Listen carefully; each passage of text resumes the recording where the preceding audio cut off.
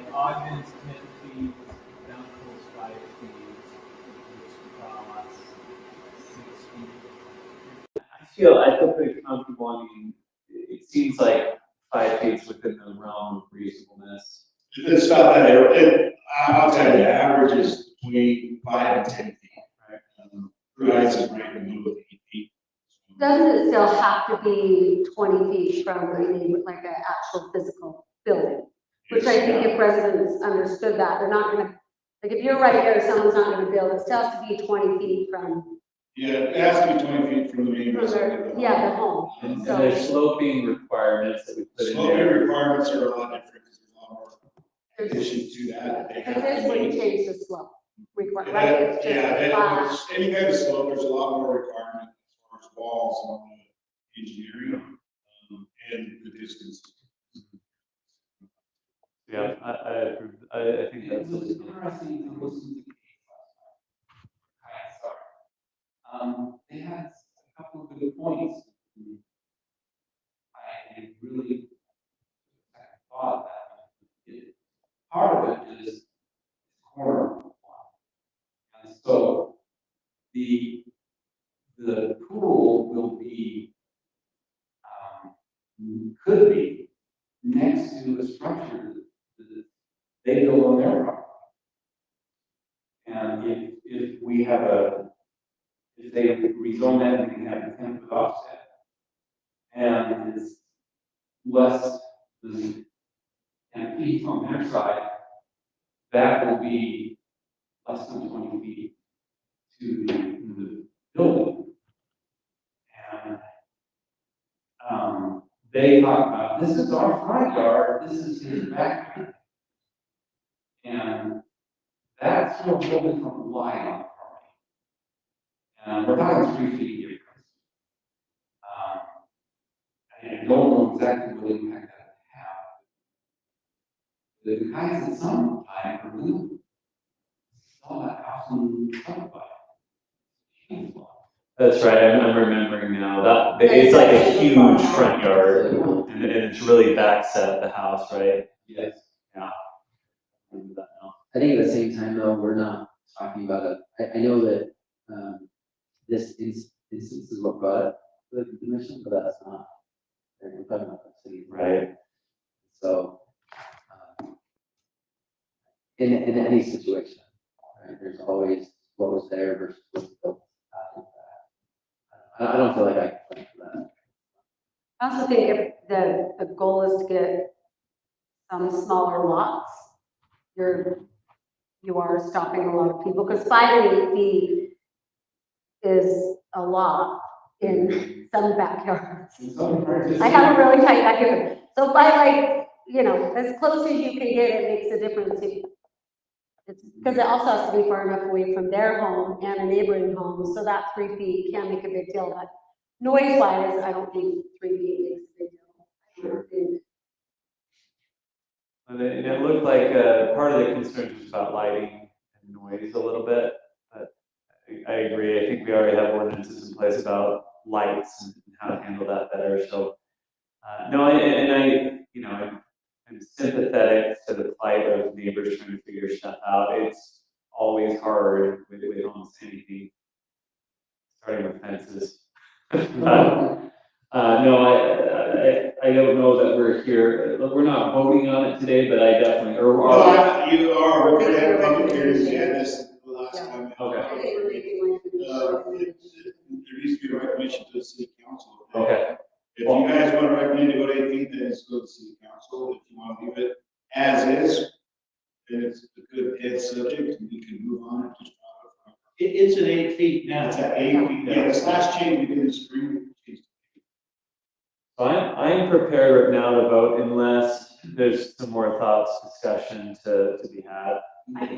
So, I think we should keep it as it is. I think you did comment on that. I saw that in the notes. Remind me, I did read that and I wish I read it more closely. Yeah, I've also been thinking about it a lot, and I think that for the construction of a pool, for a lot of different things, and we've got public utility easements probably within the 5 range of property lines, You know, if you have it 5 feet, that's barely out of that. I've just been really thinking, and I think that we should do it. You bring up an interesting point with the PUE, the public utility easements. Tell me, Darren and Lane, from that perspective, what, I guess, anybody who would be digging there, they'd have to reach out first, get the sense of that, but let's talk a little bit about that, because I had not thought about that personally. Just, well, with any, like, utilities and like that, if you build something on it, and they have to come report it. So they're gonna rip it out. They'll rip it out, and it is at your expense. to put it Right. back. It's not their expense to put it back because you built into it. Right. And So if expense falls back on the homeowner. if owners to damage, you know, the utilities, then they're paying, they're footing that bill as well. So I guess that alleviates a little bit for me, that concern, but it is, I think that is a fair concern to think about the underground piece. Let me say something about utility easements. You would never risk, as a homeowner, the expense of a pool in a utility easement, thinking that someday that might get ripped out, right? That's just not a risk you should run. So we should steer as clear of that as we possibly could. That's a bad idea. Now, that being said, the way that utilities and stuff are run these days, there's not many utilities running down the back of property lines. Hmm. Most everything is out in the street, Right. and there are occasionally rear utility lines and sometimes side utility lines in certain circumstances. I don't know if this particular subdivision has them or not. I don't know if we've looked at that, but that, you're not gonna run into a ton of that in new subdivisions. You go back into some of these old subdivisions, and they probably all got rear public utilities, easements. I was gonna say, some of them have to come in for a permit to build a pool and a site plan, so that would be, I mean, is the city look to give someone a permit? If someone chose to, I'm sure they would be made aware, right? Not No, I always. would say not necessarily, because there's a lot of times you'll have to look up their plat or those kind of, to see if there's utility easements there. So most of your utility easements in the backyard are 4 feet. They're just a 4-foot swath in the back. So you build a pool at 5, you have a deck right there, you're ripping it out to get to that Sure. utility. Sure. We're at 8 feet and you have that deck, you still have that 4 feet, Yeah. hopefully. Okay. That's helpful. Just some things. Yeah. Okay, any other thoughts, concerns, discussion points? Please keep it torn. It's hard because we walk these two changes. I don't really remember why we went from. What was it? You said a few neighbors complained, is that correct? Yeah, Neighbors so complained. it was at 6 and our pool ordinance needed to be updated at the time. And it just, there became 3 or 4 pools going in and there was a lot of conflict between neighbors on how they were set. They were too close, they were on the hill, they were on the side yard, they didn't hit the 20 feet. If they, there was just a whole bunch. People were going up Cagel's and Farmington's setbacks. And so then they'd come in and start digging it, and they weren't meeting our setbacks at that time. So just kind of went around and we took the average from all of Davis County and surrounding communities. And we got the average. The average is about 8 feet. If you look at total all the way across, council just said, you know what, if we go 10, it hits everything, it keeps the distance from everybody's house, it does everything, let's do that. Once again, 3 or 4 residents come in requesting to shrink it up. There was the discussion, going, just let's go back to 5. The council was not agreeable to that. So that's where 8 came from, And right? so they were willing to go to 8 feet. Right? Yeah, because I know that original time, planning commission recommended 5. That's our original recommendation, so it's kind of been, Yeah, so we've gone from like I've been 6 manifesting. feet, it. 6 feet to 10 feet to 8 feet. And you know, I will tell you, it will never make every resident happy. If it was 20 feet, you know, every resident's not gonna be happy about it. Again, so that's, like I said, recommendation from the planning commission, the council said they would be willing to listen again. What the recommendation was, but I will not say that the council is still over.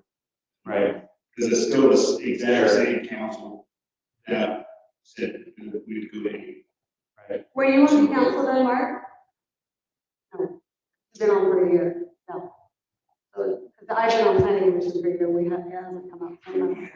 It's been a few years ago? It was a year ago, it was like in October last year. Oh, so right So, before. right before. Yeah, you know, okay. I'm prepared to hear a motion from anybody, competing motions, draft motions, whatever anyone's feeling right now. Oh, go ahead. This is one that I don't think it's a huge deal. But I don't know what the right answer is.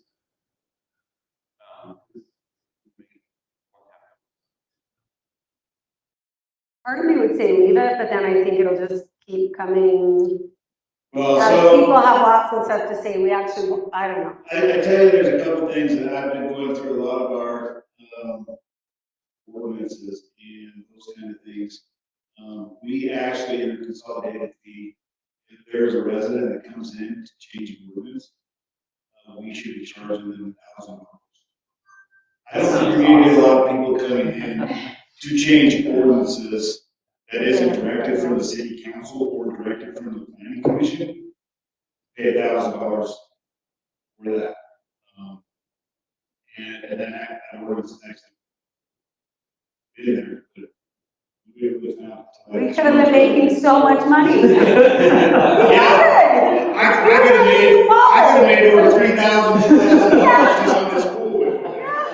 Only if you hadn't told us, then you put it in the city coffers. And if someone's willing to pay $1,000, then they really, really want to look at it. Yeah, that's what it They're came like to. willing to put their money where their mouth is and say, Yeah. I feel passionate Well, about I it. actually, was talking to other cities, just asked them if they had the same kind of issue, and they said, well, how much are you charging?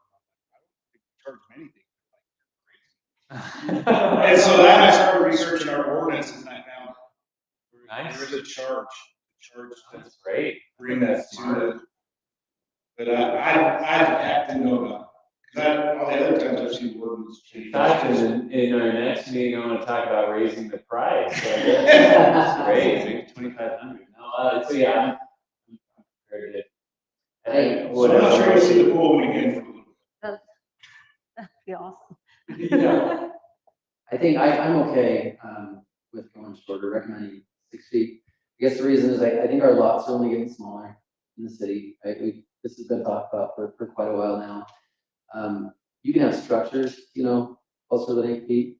Why can't you have a pool? I think that I have a hard time telling people what they can and can't do on their property. I think people should be, if you can have a basketball court right up to your property line, why can't you have a pool? I know that was a concern at one point over the noise, but people are gonna be what people are gonna be. Good point. I think it was 6 feet when you bought the property. That's what the minutes say, is it was 6 feet When he purchased it. when it purchased. And again, I'm not looking like, I'm trying not to focus on one instance. This is gonna affect the whole system. Yeah. So we got somebody come in tomorrow, right? Well, Pay $1,000. pay 1,000, that's right. Right, and they could say, I want 5 feet. They could say, great, 6 feet, I want. But I just think it's as a whole, what's right? What's the right thing to do? I would make, yeah, I'm happy to make, so I will. So you're saying 6 instead of 5? I'm okay with 5 or 6. I I'll leave think it to that, your motion. I think that, at our last meeting, I think as a group, there was more consensus around 6 than there was 5. I think fair to my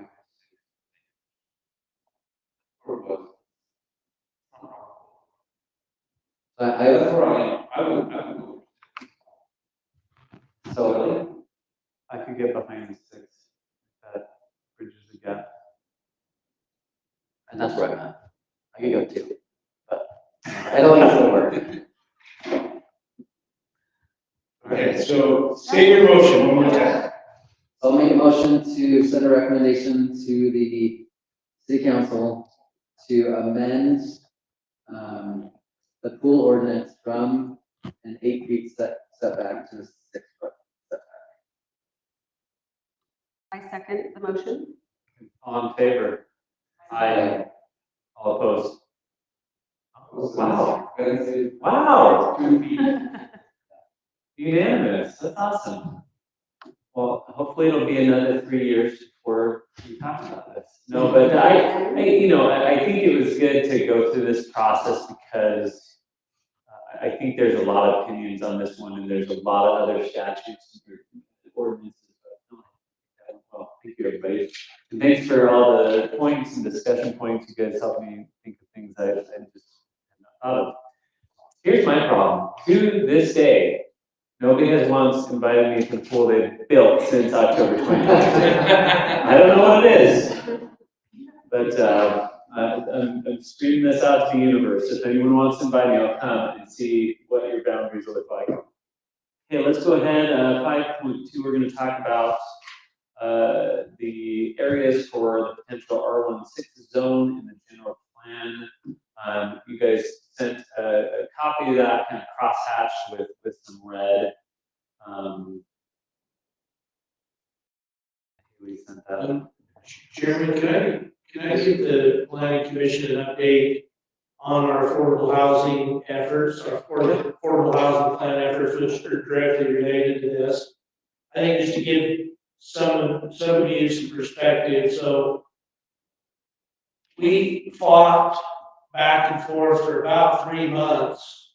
Well, we submitted an affordable housing plan in August. And then a couple months later, they come back and said, no, we deny it. It's not good enough. And then we went back and forth, and just right at the end of the year, they finally signed off on it. And I wanted to just, and this was just after just a lot of back and forth with the state and explaining why we had done what we did. And I want to remind the planning commission that there was primarily 3 main elements that we identified. One, we created an internal ADU ordinance, which is one of the direct things that you can do. We created a new R16 ordinance, which we are saying that has the ability to create more affordable housing. And then the third leg of that was we said, we will identify areas in the city that we believe could be rezoned for higher density. That doesn't mean you have to rezone them. It's just saying that we've made the effort to say, we can consider these areas, we would be favorable to these areas. And in between all of that, Darren and the mayor went down and met with Senator Stuart Adams and told him to say, listen, this city's done everything it can do. We can't do any more. And they claim that we'll give you guys rest from all this, but I don't know whether any of that will ever happen. But I just say this because I think this is part of our commitment to the state in our plan, that we would finish this exercise. So I want to make sure that we do this exercise because it's honestly the only other thing we can do. What the state is going to do with this after this is anybody's guess. But so I want to take this seriously and make this concerted effort. And when we've done this, we say, all right, we did everything that we could do. And I don't know what we'll do from here. So that's just kind of a general update. But as of the end of 2024, we're back in the good graces for a couple more months. For 6 months. Yeah, good job. Now, is this, just to confirm, we would update the master plan? So that has to go through like public hearing and all the, So it'd be no different than in some other element in your general plan. We call the general plan, said the golf course is a future commercial area. Is that ever gonna happen? I don't know. People But lost their this would be minds. no different. It doesn't zone those properties, it just identifies areas that you would be more favorable to. do you want us to like walk down there and point or just So, point from here? yeah, You wanna show them there? That's what we talked about. we talked about doing a public kind of open house. Let's say, here's our problem, here's our solutions, and see what people thought. We still have to do that. We do need to have open houses anytime we're changing or updating, the general plan. We do want to go through that process of working with the council, having some open houses, and then having a public hearing, and moving forward, and adopting it. So the areas that we got marked on here, hashed out kind of right now, are areas that we talked about. This is up here at North Mountain Road, 650 East area. There was a little bit there. Manning's Orchards, and along the sound wall. Right here next to the LDS Church, there's some property here that we talked about that could be a possible area. This is a little road that shoots through. This is the church on Orchard Drive. This would be the future road that goes through there. There's a little bit of property in there that we could do on and half. We talked about here around where the church is, if they've ever. I would say like north of there too, because a few of those lots just have one house on it, so a developer could easily. Bring in more here. Yeah, like all As that- families are getting ready to, Yeah. move on, yeah. There, I would say there's way more there. We also talked about property right here at church. That they never sell that, that could be a possibility. I think that's a good idea. You just say, we're considering that, yeah. Church may want to build a church there, but I don't think build churches.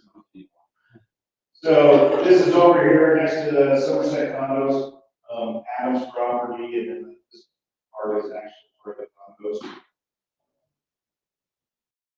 This is the property that golf course comes up through here, clubhouse is right in this area. This is a little property right there that possibly across the girls. That's actually really big, isn't it?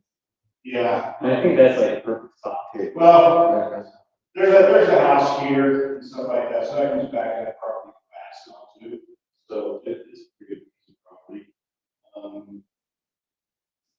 And there's some property right there. Also, we talked about Green Road area, the Laurelwood area, just right on the border of Kaysville, Ruben Gardner. There's that house right there, a little bit in front of his place. A little bit over right. Itchies.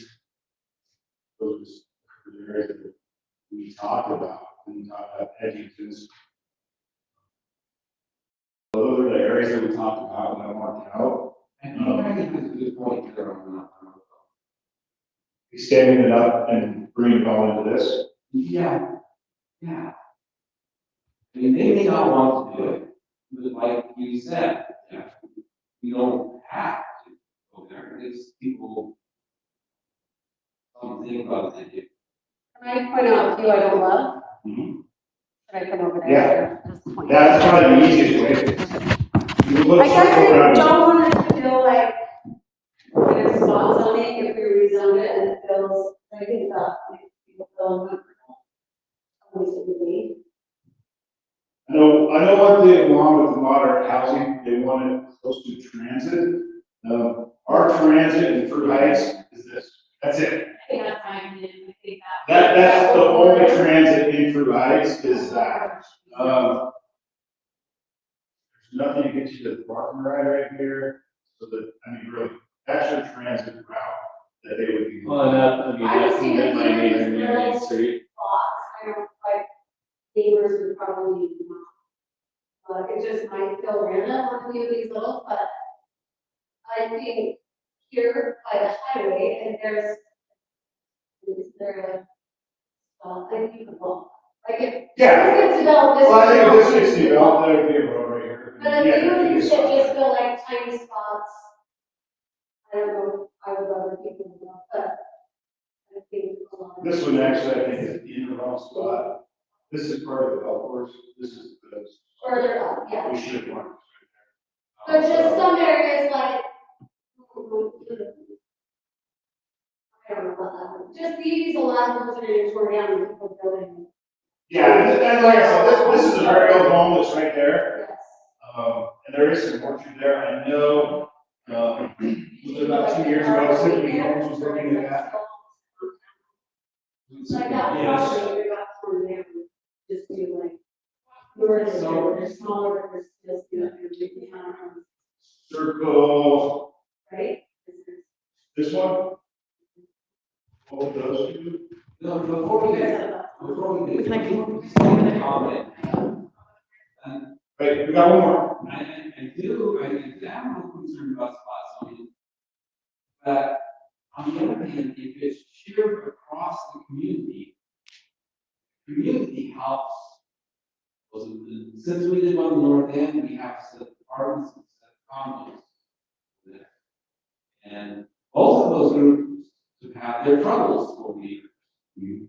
And our community is able to help them get through. We've got a lot of help. But so having a few of those around the city, I know the neighbors right next door are going like it, but it helps to have it spread around. The R16, I mean, these are like $650,000 townhomes. That's an important point you made right there. Like, These are not, this is not trashy. the apartments in Northwood Heights, probably people bought for $60,000, $70,000, maybe, I think. You know, I don't know. But all this R16 is all townhomes. And it would be, I mean, there's no way you can sell them. The land is cost. So you Yes. That's the problem. It's not low income housing. No, like, if someone's gonna be, you know, out of college, just starting, or married, has a good job, and one's working, one's like, I think you're gonna get fabulous human beings, which is what. It just adds a little more variety. In terms of the old age. Well, it's gonna be somebody that can afford $4,000 house. That's the key, is just making sure we have some younger demographics as we move forward, instead of turning to Glendale, California, where average age is 75.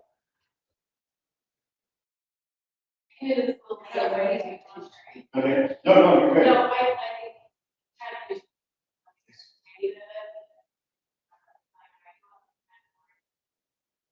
What they're doing is all like. And I think that I would observe.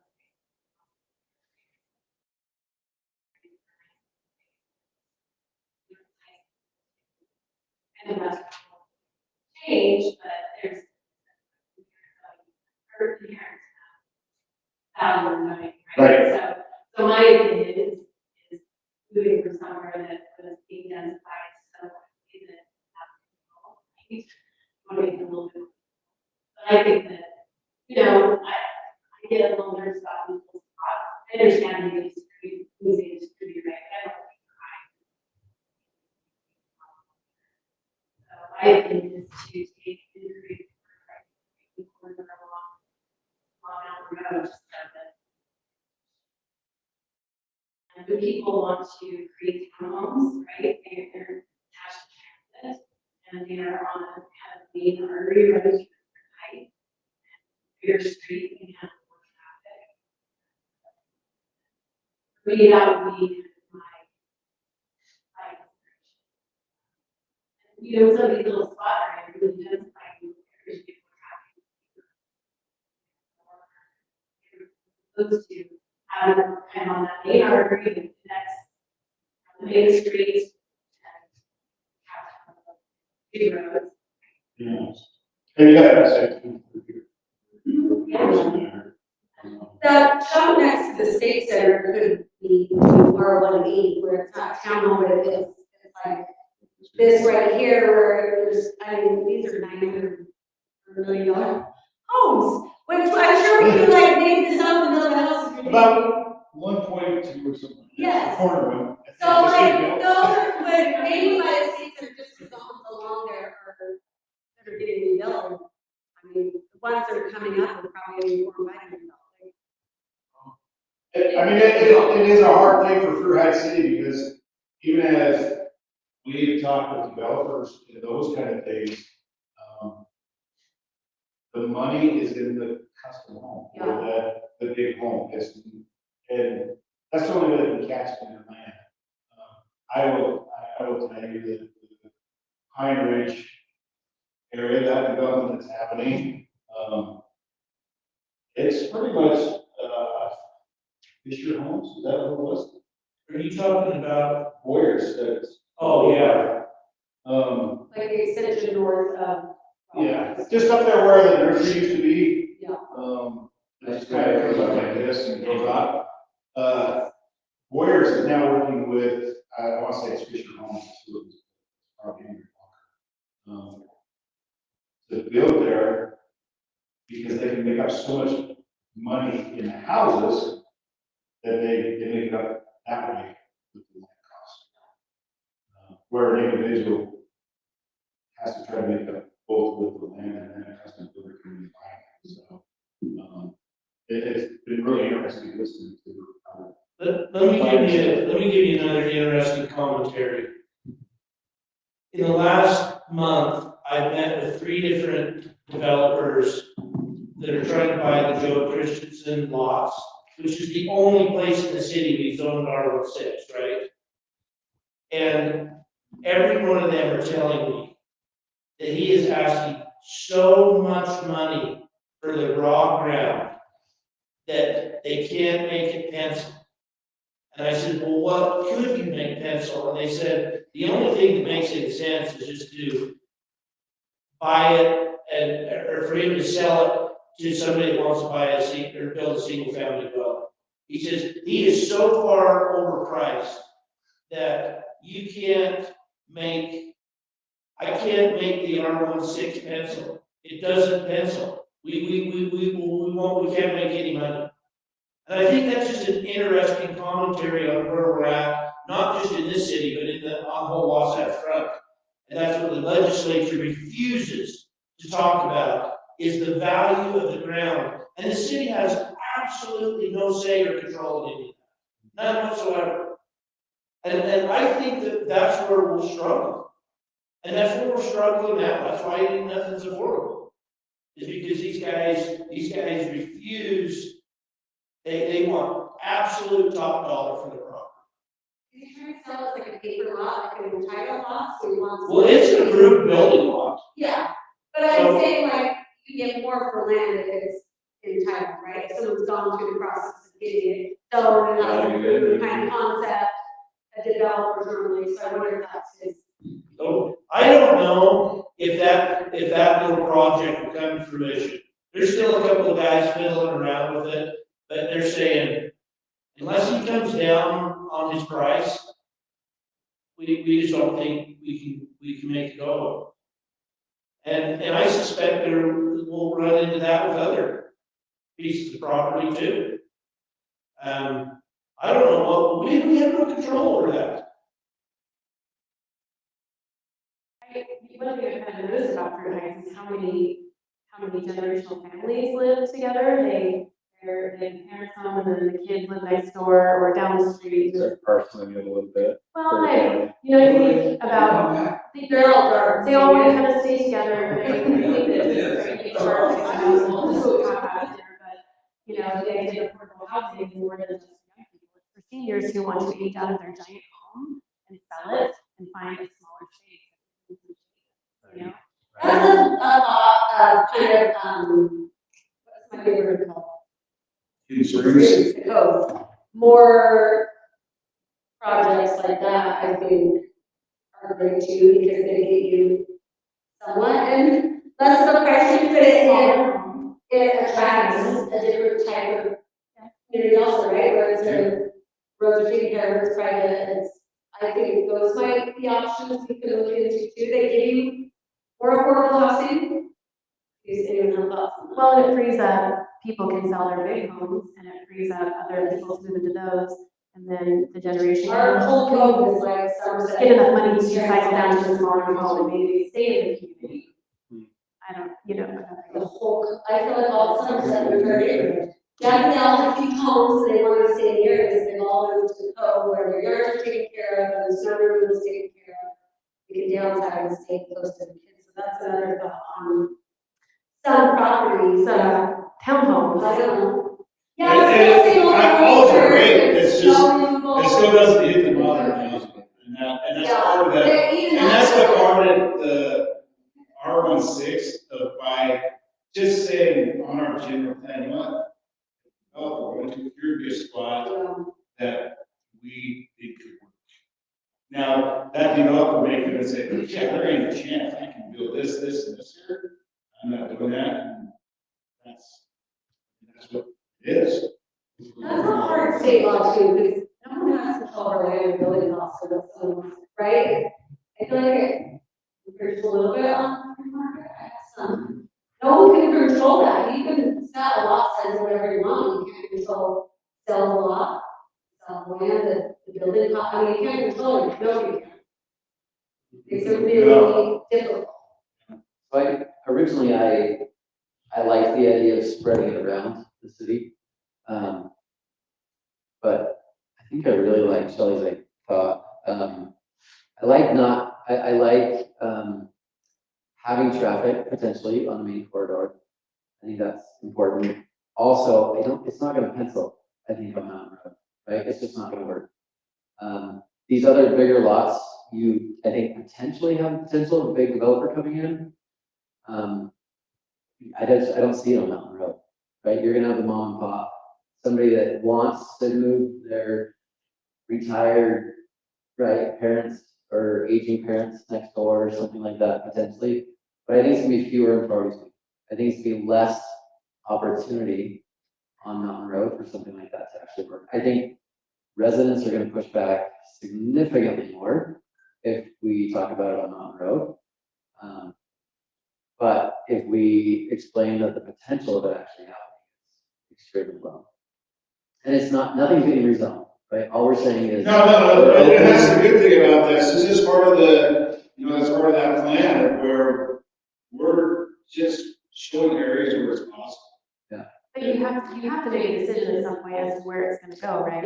Yeah. To say, we want to preserve our quality of life, our open space, and it's either, we're gonna say like, let's choose the more dense, even though it's single family homes, right? That's connected to the main artery, and B, it saves our orchards and our open spaces because I think we haven't suggested those areas for development. on Main Street, going into Farmington, there's a number of duplexes that you can't tell. I mean, they look great, right? They fit in with the neighborhood, they look phenomenal. Absolutely. So I think potentially, You have to really concentrate. yeah, you're gonna drive by it 50 times or 20 times right before you notice it. I think potentially you have some of that on Mountain Road, but I don't think that would bring you down. I don't think it would negatively affect. But those are areas you could zone R16 and make that work. Correct. And I think that's the idea of saying, the duplex would work right here, R16 townhome, those two townhomes put together Yeah. would work right here. It may not work here, but it would work here, it would fit in the neighborhood. I think that's what the planning commission needs to look We at. throw in like an ice cream shop and. I wish Merck Chevrolet would. It seems perfect. I was gonna say, I love Farmington's Main Street and I get why they want to preserve it, but no one's gonna tear down an old home there and build a $4 million home on Main Street. And their ordinances don't allow for any high density at all. So then it's just like run down, south of Shepherd Lane, it's a rough go. And that's what you get when you don't update your ordinances. I get what whoever did it back then was trying to preserve, but now it's just run down with cars everywhere, right? Like no one's gonna build a really massive house on Main Street. It really should be higher density. And they don't change their zoning. So that's what I don't want to happen in Fruit Heights is areas that we think we can't change. So then it's just a kind of really rundown homes with land that people can, I think you have to stay on top of that. And there's areas in our city that I think it works really well. I do think if it's especially if it's a big enough chunk of land, a developer can make their money, right? The problem with Joe's is it's a small thing, so it's hard to absorb the cost across. But if you have that chunk north of here, you can absorb those costs through more units, and it's way more feasible. If we want to really get crazy, let's talk about R3, because then we can really get costs to traffic. Then your canal cuts explode. This Oh, is I know. trying to just.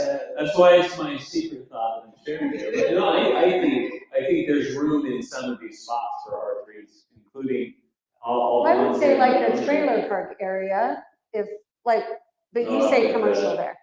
Apple orchards. Is the highest and best use for that, if that was ever, Yeah, I mean, the commercial areas can be a lot of different things. yeah. And But kind of a mix. that fits into our ordinance where they can be that. If Cherry Hill or the trailer park ever, that's like a fabulous commercial mixed use, kind Yeah, of 2 or 3 absolutely. story, Yeah, it would be perfect. And I don't, Well, they're doing, is it Farmington doing that right across the way from their kind of diagonal?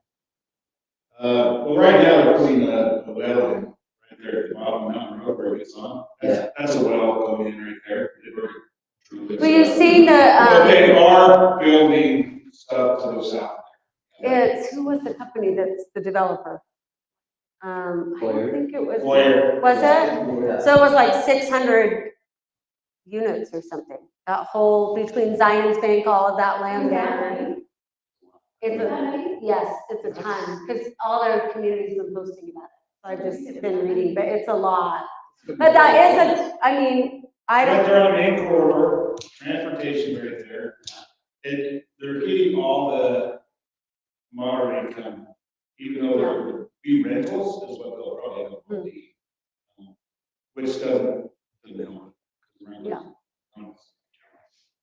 isn't it a mixed use, though? They're not all, some would be. Yeah, it's supposed to be mixed use. Yeah, So, just to bring a couple of thoughts that people have mentioned, if we took this map and looked at some of these areas, like, I think you mentioned this is maybe an R18. yes, I just think that might be a better fit, a little bigger, kind of single-family idea, just because of the homes that keep getting built on the main corridor are. And I kind of think that's a good idea, maybe here too, and even where in the golf course, this was R1, now that one might could go either way. But the problem I have, I think we're gonna have with these here, is these are all different landowners. And somebody dies, and we think they're gonna sell it, and their kid moves in and says, "I'm gonna do it." And that happens to be right in the middle, and to the one development, they're shut. Yeah, or. Developers are really persuasive sometimes. Well, But it's ultimately the game, right? Yeah, I mean, it would be up to them. Nothing's rezoned, it is what it is, so it would be up to a developer to go, and they wouldn't do it unless it worked for them, for ingress and egress and so I think size. doing a whole high density thing through there is gonna be tough because it's so many pieces.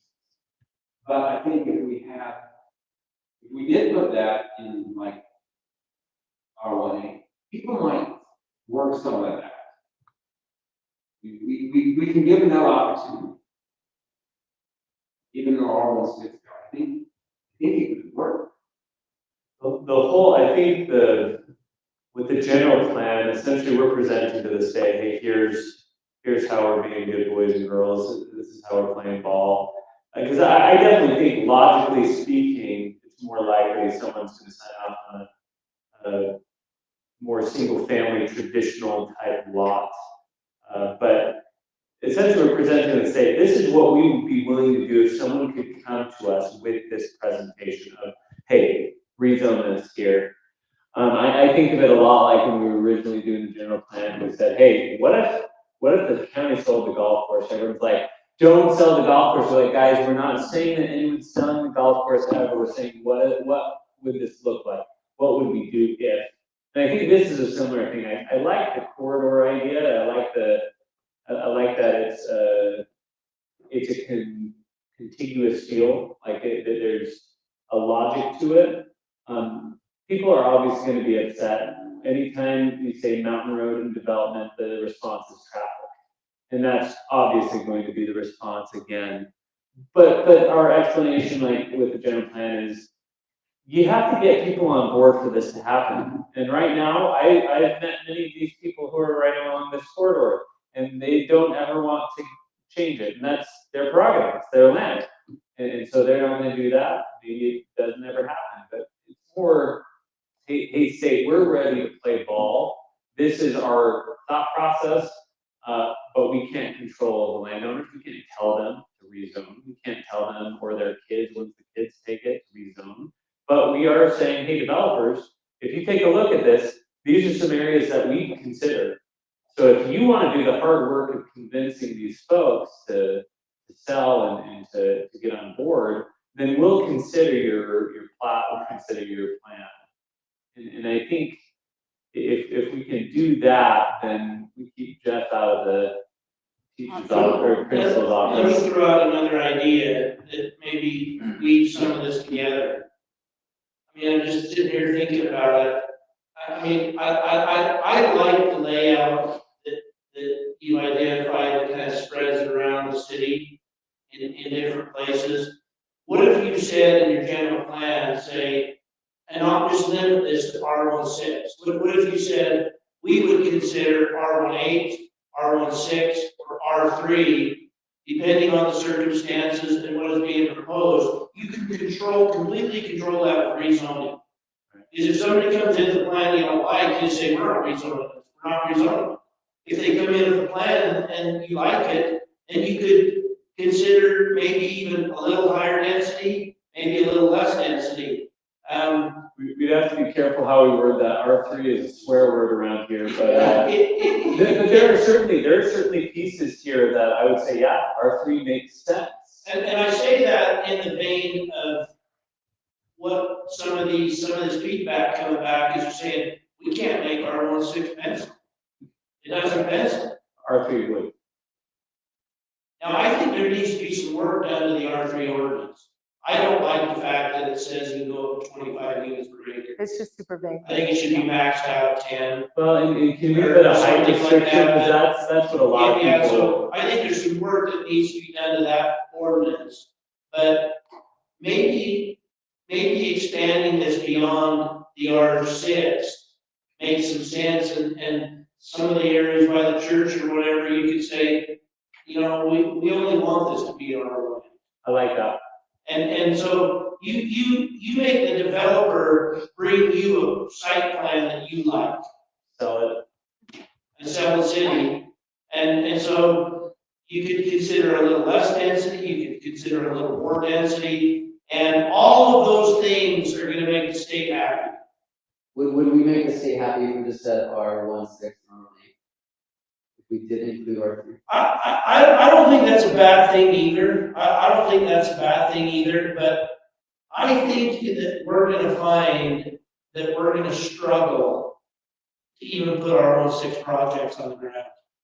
I 100% agree. Right now, I'm just trying to make the state happy, right? It's not our responsibility to put them on the ground. No, It's the it's not. developers. It isn't. It's not ours. And so my only concern with putting the R3 in the we call it master plan is we're just opening that door.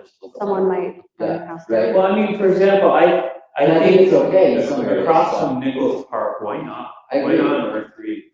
And in my neighborhood specifically, I'm gonna make a lot of.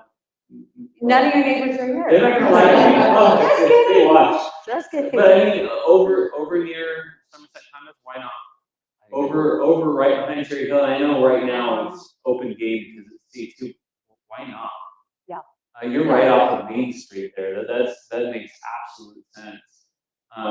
So there's a couple, and Well, that's. down like where It'd It'd be limited where we say. hey, Trailer you park can- is Right. R3, a few areas. I wouldn't put any on that main corridor maybe, because I just don't think that fits. but- Sure.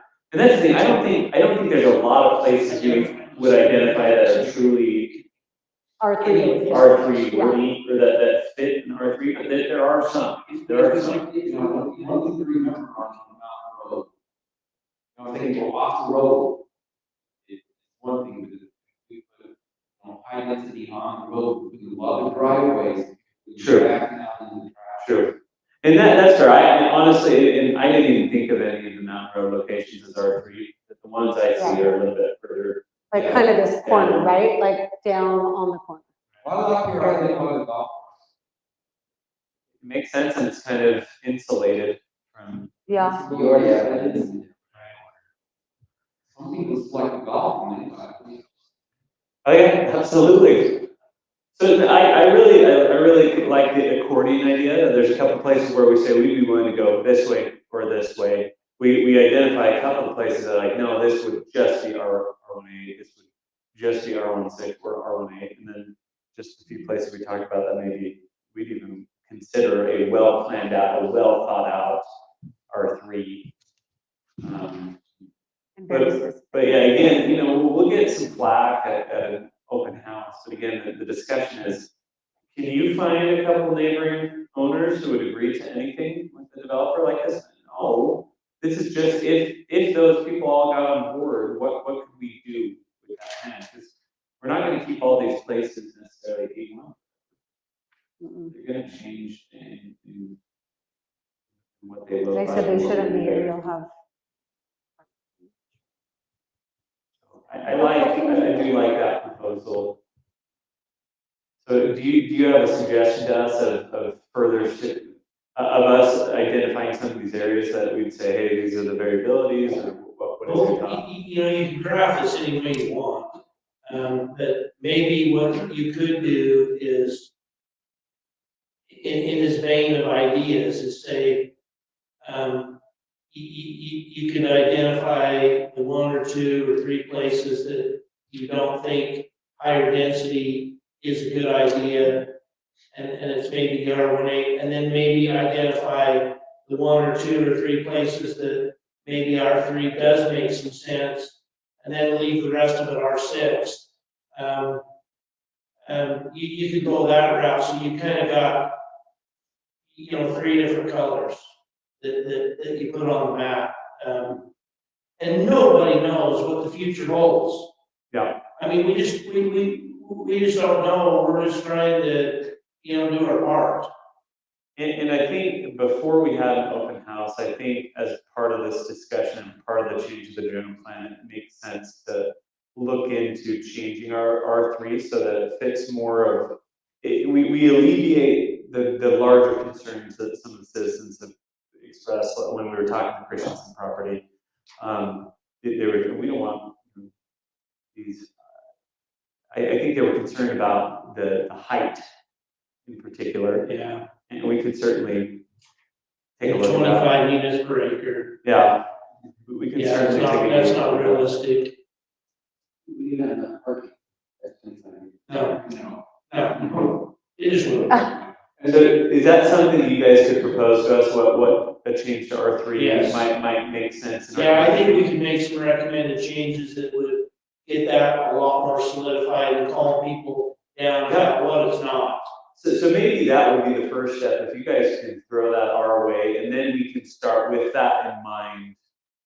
I'll work on that. Doing this. I think I could put that together pretty easily. Cool.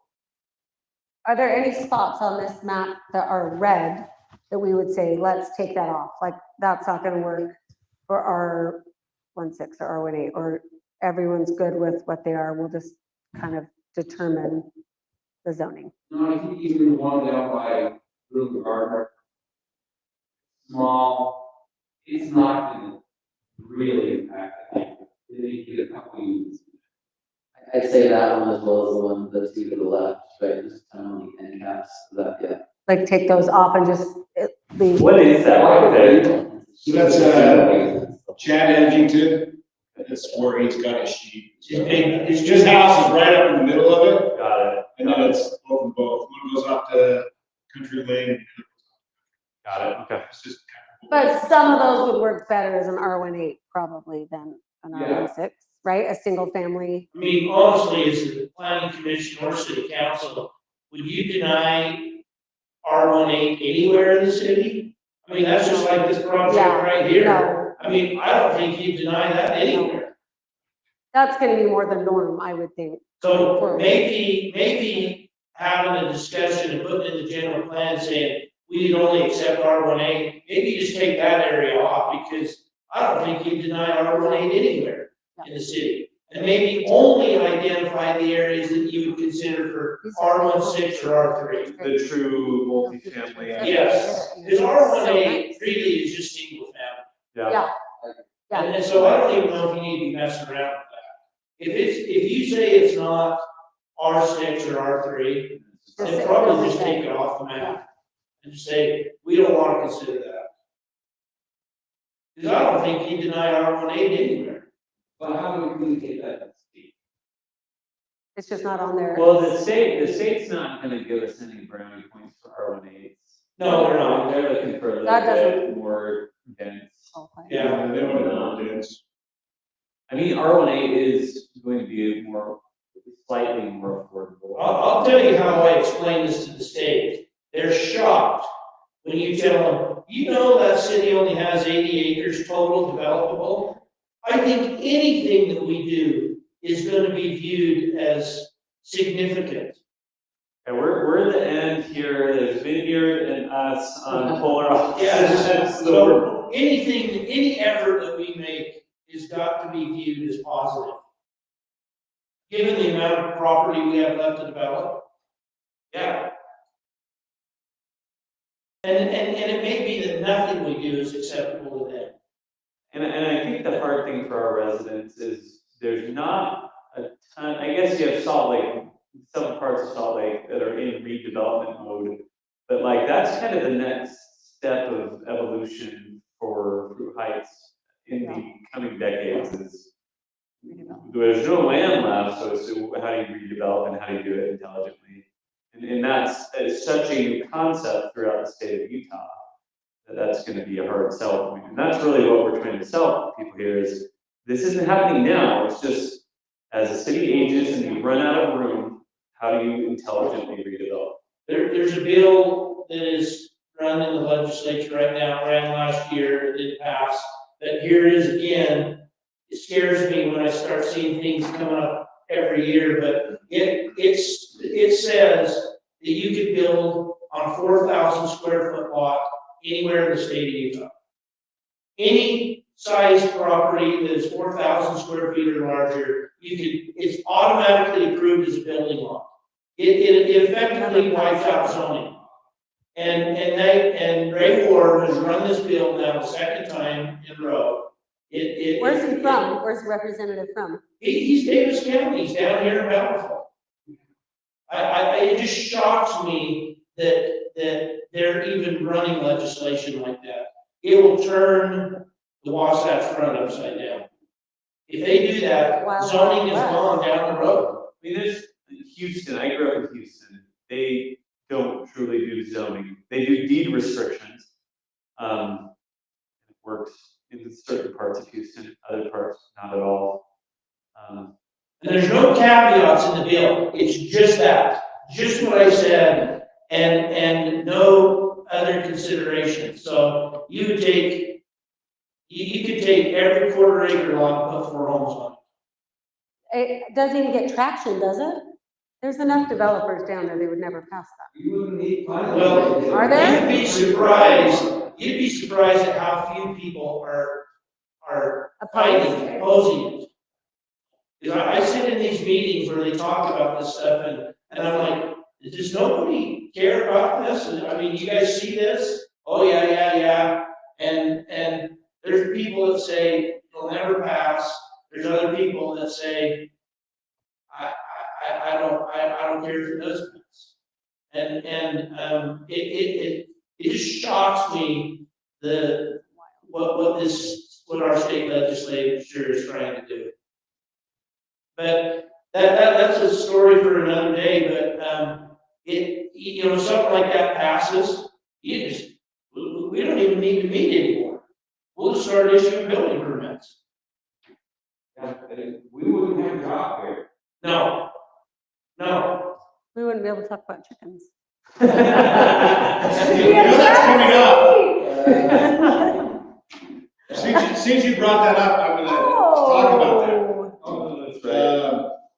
RS 112, falls under the county's ordinance for chickens. We have a lot of lots in, we're gonna say RS 12, that aren't allowed to have chickens, because they don't meet the county requirements of 20,000 square feet. We need to change our chicken ordinance once again to include that'd have to be a minimum of 10,000. That will be coming up really quick, probably like our next. I thought RS 12 was within, like. So it's like agricultural. RS 12 is just like agriculture. Yeah. But county states, you have to have 20,000 square feet to have chickens and those kind of things. We have a lot of lots that are My neighborhood. less than a quarter acre or a quarter acre that don't have a 10,000 square feet, so they can't have. So we just need to add that as one that, Okay. as we went through the process. That makes sense. That's a logical move.